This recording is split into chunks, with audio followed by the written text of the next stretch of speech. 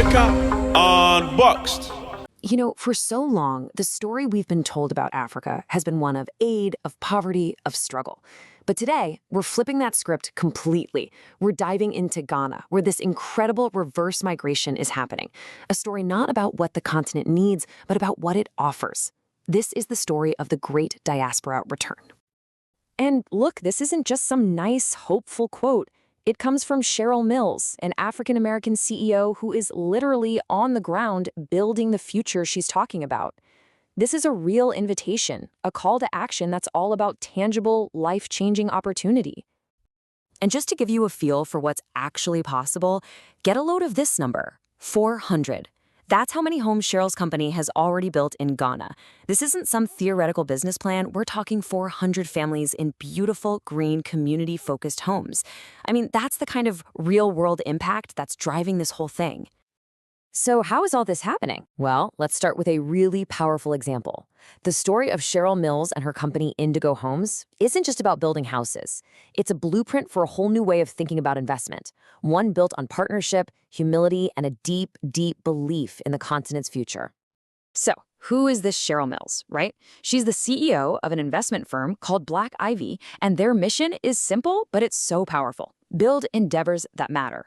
In Ghana, that's meant creating not just amazing housing with Indigo Homes, but also top-tier healthcare with Luca Health. But here's what really sets her apart. Her whole approach. She says the secret sauce is humility, coming in and admitting you don't have all the answers and partnering with the local experts who do. Now, Cheryl's story is incredible, but it isn't happening in a vacuum, not at all. It's part of this much, much bigger wave, a strategic and cultural movement that is intentionally pulling the global African diaspora back home, with Ghana right at the center of it all. So what really kicked all of this off? Well, a big part of it was the year of return back in 2019. This was not just some tourism campaign. This was a huge deal, a profound government-led initiative marking a 400-year journey, from the absolute horror of the first slave ships to a modern-day invitation to come home, reconnect, and rebuild. And the response? It was absolutely staggering. Get this. In 2019 alone, Ghana saw a 45% jump in tourist arrivals. 45%.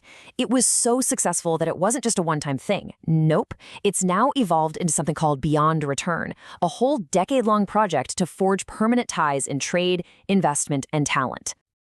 And just look at this chart. It really shows you the sheer scale of the community we're talking about. You've got hundreds of thousands of people with Ghanaian roots just in the US and the UK, part of this global network of up to 3 million people. So this isn't some small niche movement, it's a reconnection with a massive global talent pool. Okay, let's talk money, economic power. $3 billion. That's the estimated amount the diaspora sends back to Ghana every single year. To put that into perspective for you, that number is now bigger than all the bilateral aid the country gets. Think about that. The diaspora is already a more powerful economic force than traditional foreign aid. Okay, so the people are there. The money's there. The will is there. But how do you actually connect the dots?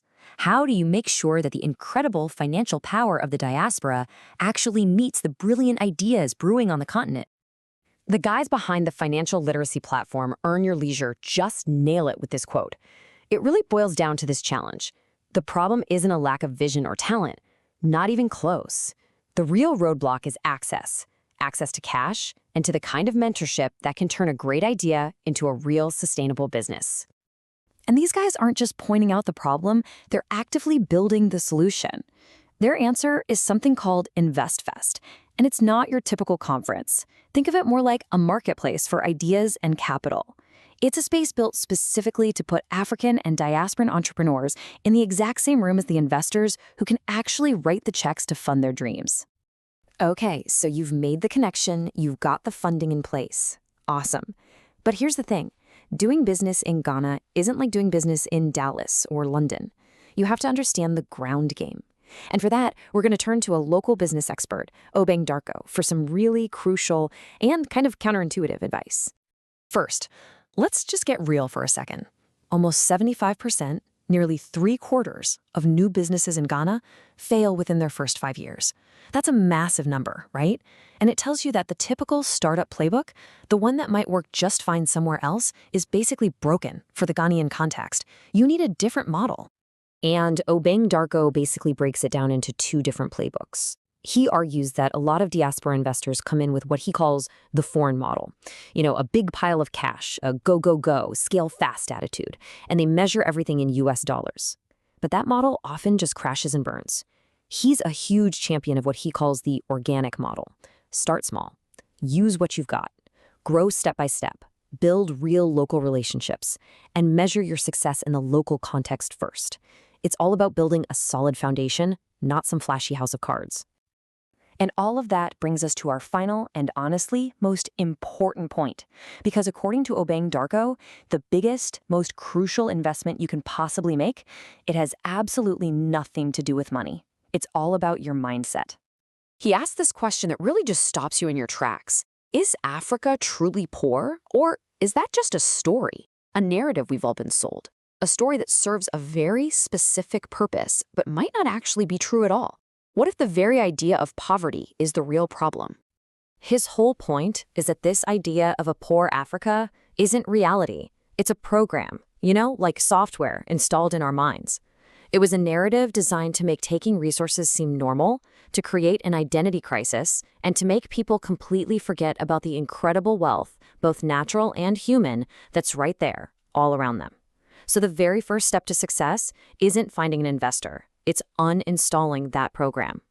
So what's the real investment? It's financial intelligence.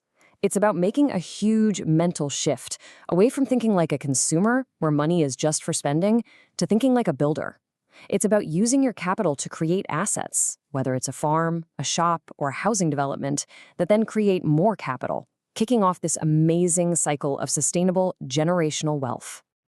And that brings us right back where we started. Full circle with Cheryl Mills. Her whole belief, and really the heart of this entire movement, is that the future of global growth, it's not in the places we've been told to look. It's here, on the continent. And for anyone who's willing to unlearn those old, tired stories and invest in a new one, well, the transformation has already begun.